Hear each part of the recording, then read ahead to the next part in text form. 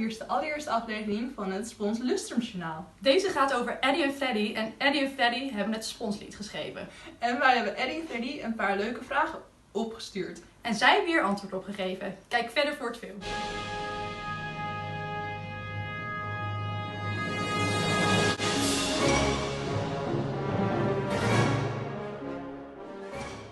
Ja, en waarom de naam Eddie en Freddy? Dat is natuurlijk ook een vraag die iedereen vandaag de dag bezighoudt. Nou, laten we beginnen met jou, Freddy. Waar komt jouw bijnaam vandaan?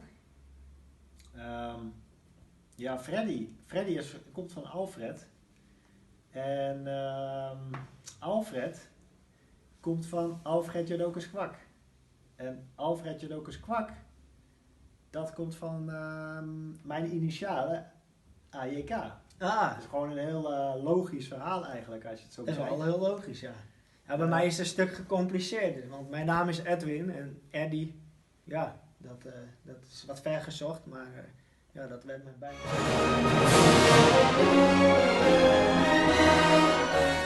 Vanuit het bestuur van Piranha, de concurrent van Spons in die dagen, zijn overgehaald om bij Spons te komen zwemmen. Hè? Want bij zwart voor Piranha, maar goed Ja. voor Spons natuurlijk. Nou ja, dat is de vraag natuurlijk. Hè, want op dat moment, en dat kun je je nu niet voorstellen, stond Piranha tweede in de ranglijsten, Groningen 1 en Spons 3. Ja. En dat seizoen werden we tweede met Piranha voor Spons. Ja. En toen gingen we naar Spons en toen werd Spons kampioen. Ja, dat kan alleen maar aan ons gelegen hebben, toch? Als je Ja, het zo, denk ik wel. Als je het zo bekijkt, is logisch.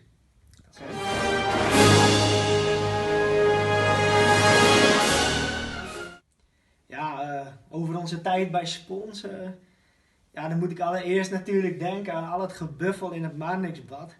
8 keer per week trainen, elke ochtend, elke avond krachttraining. En nou ja, we waren toen natuurlijk heel fit. Maar eerlijk, denk ik vooral aan de tijd in de redactie, waar we het onder Sponsje als geprint clubblad in elkaar zetten met het team. En de Eddie en Freddy's die we schreven.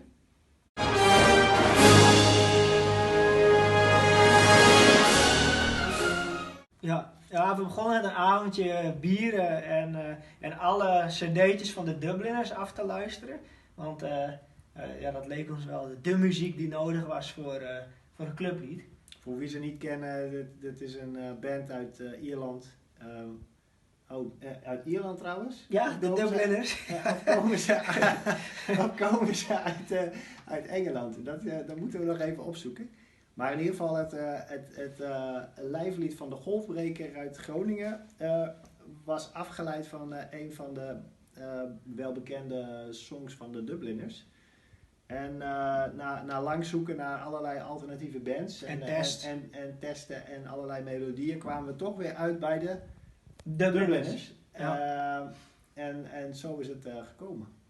Ja, dus ja, en toen nog 2 avondjes een beetje schrijven en toen hadden we een tekst. En de eerste NSZK, wij die tekst meenemen, het bestuur vond het helemaal te gek. En bleek het veel te moeilijk. Dus niemand die uiteindelijk, Ja, dus het eerste die uiteindelijk meezong. Het eerste jaar is er niet zoveel mee. Nee, is er eigenlijk niet gezongen. Nee, Maar, we moesten het alleen doen. Maar het mooie was dat het nieuwe bestuur had een goed idee. Die zei, nou op het introductieweekend moeten alle nieuwe leden van Spons verplicht het lied uit hun hoofd leren.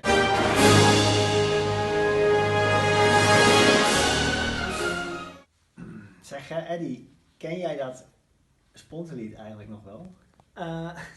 Of ben je dat inmiddels een beetje vergeten? Misschien moeten we even zingen, Freddy. Dat is wel aardig. Ken jij hem eigenlijk nog wel? Nou, ja. Ik moet wel even diep graven. Het is wel even geleden ook dat hij uit mijn keel ontsproten is.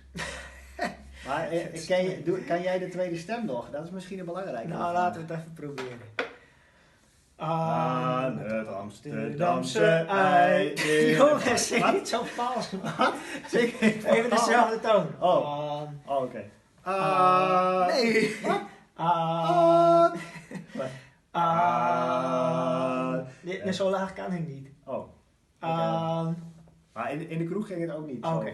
Aan de Maar- Amsterdamse ei, in de Marnix zwemmen wij. En daarna drinken we bier in onze kroeg. Na de overwinningseer zwemmen wij ons keer op keer.